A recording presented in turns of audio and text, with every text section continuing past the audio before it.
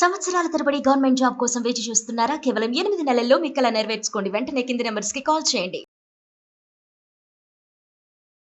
America రాజకీయాలు good, bad, ugly నుంచి beautiful, ugly ఈ రెండిటి మధ్య నడుస్తున్నాయి. ఎందుకంటే డొనాల్డ్ ట్రంప్ ప్రెసిడెంట్‌గా ప్రవేశపెడుతున్నటువంటి ద బిగ్ బ్యూటిఫుల్ బిల్‌కి వ్యతిరేకంగా ఎలాన్ మస్క్ గొంతెత్తడం వివాదాస్పదమైంది. అదే బిల్లుని బ్యూటిఫుల్ అని ట్రంప్ చెబుతుంటే ఎలాన్ మస్క్ మాత్రం దీన్ని అగ్లీ బిల్ అని చెప్పని అంటున్నారు. అసలు ఎందుకు ఈ వివాదం స్టార్ట్ అయింది? వీరిద్దరి మధ్య వార్ ఆఫ్ వర్డ్స్ గత 24 గంటలుగా ఏం జరిగింది? ఒకసారి విశ్లేషించేటువంటి ప్రయత్నం చేద్దాం. ఈ బిల్‌కి సంబంధించి కిల్ ద బిల్ అంటూ ఎలాన్ మస్క్ ఇచ్చినటువంటి స్టేట్మెంటు అమెరికా రాజకీయాల్లో హాట్ టాపిక్‌గా మారిపోయింది. ఎందుకంటే ఈ బిల్లుని చాలా గట్టిగా డొనాల్డ్ ట్రంప్ సమర్థిస్తున్నారు. ఈ బిల్లు అమలు చేస్తే అమెరికాకి బెనిఫిట్స్ జరుగుతాయి. అలానే అమెరికా అప్పు నుంచి కూడా బయటపడేటువంటి అవకాశం ఉంటుంది. కానీ అదే విషయాన్ని డొనాల్డ్ ట్రంప్కి వ్యతిరేకంగా మాట్లాడుతున్నటువంటి ఎలాన్ మస్క్ అమెరికా 68% అప్పులు పెరిగేటువంటి దేశంగా మారుతుంది, ఫెడరల్ ఇంట్రెస్ట్లు కట్టేటువంటి దేశంగా మారాల్సిన పరిస్థితి ఉంటుంది. కాబట్టి ఇది మొత్తం కూడా సామాన్య ప్రజానీకం మీద అత్యంత ఒత్తిడి పెంచేటువంటి నిర్ణయంగా ఎలాన్ మస్క్ చెప్తున్నారు.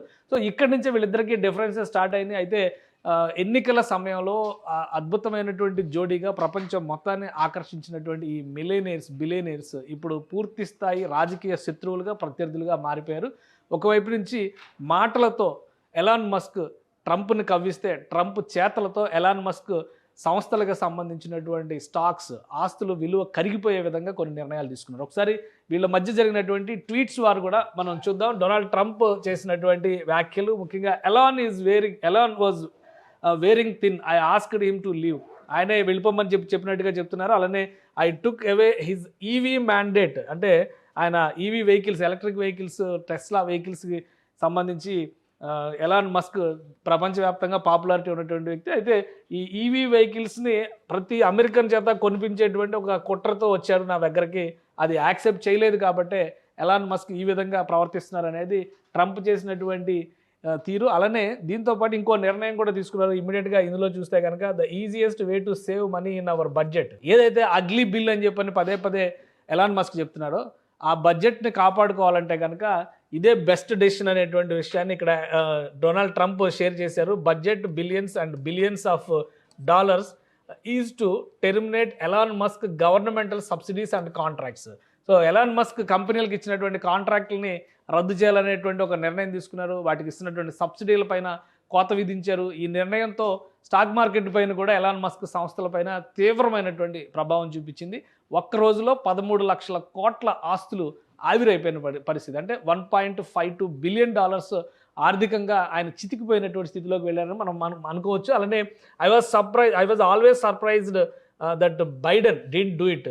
ఈ సబ్సిడీల రద్దు నిర్ణయం బైడెన్ ఎందుకు తీసుకోలేదు నాకు అర్థం కాలేదు. నిజంగానే అప్పుడు చాలా గట్టిగా డొనాల్డ్ ట్రంప్ని సమర్థించారు కాబట్టి బైడెన్ అప్పుడు ప్రెసిడెంట్గా ఉన్నారు. ఆ నిర్ణయం తీసుకుంటే అప్పుడు ట్రంప్ గెలిచేవాడో ఓడిపోయాడో తెలిసేది. అందుకనే ఇప్పుడు దీన్ని కంటిన్యూస్గా ఎలాన్ మస్క్ కూడా కొన్ని ట్వీట్స్ చేశారు. ఆ ట్వీట్స్ సారాంశం చూస్తే కనుక నేను లేకపోతే అసలు ట్రంప్ గెలిచేవాడే కాదని చెప్తున్నాడు.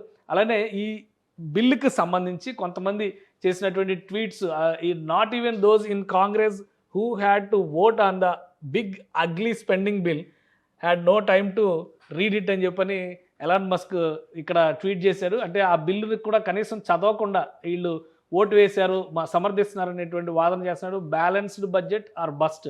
సో వరుసగా ఈ బిల్లుకు సంబంధించినటువంటి I super agree with this guy అని చెప్పని కొన్ని ట్వీట్స్ని షేర్ చేశారు. అలానే అమెరికాకి కనుక ఈ బిల్లు అమలు చేస్తే interest cost on America federal debt ఇది 2024లో 1.13 ట్రిలియన్ ఉంది.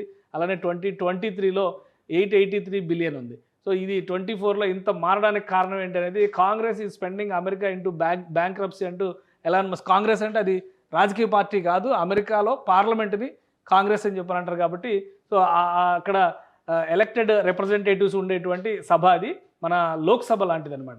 So Musk versus Donald Trump రాజకీయాలపైన అమెరికా రాజకీయవేత్తలు కూడా ఆసక్తి చూపిస్తున్నారు. పెద్ద ఓట్ పోల్స్, ఎవరు రైట్, హూ ఈజ్ రైట్. జనరల్గా ఏంటంటే అమెరికన్ డెమోక్రసీలో ఉన్నటువంటి ఒక బ్యూటీ, ఏదైనా ఒక ఇష్యూ వస్తే ఆర్గ్యుమెంట్, కౌంటర్ ఆర్గ్యుమెంట్, ఈ రెండు కూడా ప్రజల ముందర పెట్టేటువంటి అవకాశం ఉంటుంది. ఇప్పటికి కూడా ప్రెసిడెన్షియల్ ఎలక్షన్స్ జరిగితే కనుక రెండు వర్గాలకు సంబంధించినటువంటి నాయకులు స్పీచ్లు ఇవ్వడం, వీళ్ళు చెప్పేటువంటి ఆరోపణలకి వాళ్ళు సమాధానాలు డైరెక్ట్గా ఒకే స్టేజ్ని, ఒకే డయాస్ని పంచుకునేటువంటి సంస్కృతి అమెరికాలో ఇప్పటికే ఉంది.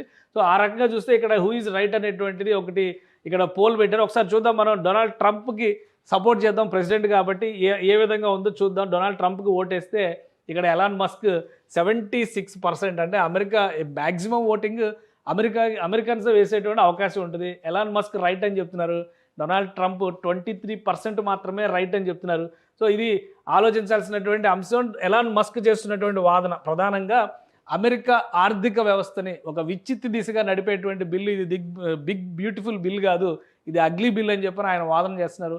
ఆ బిల్లు కనుక పాస్ అయితే అమెరికా కంప్లీట్గా బ్యాంక్రప్సీలోకి దివాలా తీసే విధంగా మారిపోతుంది అనేటువంటి మాట చెప్తున్నారు. దానిలో 76% ఓటింగ్, 76.4% ఓటింగ్ ఎలాన్ మస్క్కి అనుకూలంగానే వస్తుంది. డొనాల్డ్ ట్రంప్కి మనం సరదాగా ఓటేసాం, ఎందుకంటే మనకు అక్కడ ఉన్నటువంటి యాక్చువల్ నేటివ్ పాలిటిక్స్ ఏంటనేది క్లారిటీ లేదు కాబట్టి.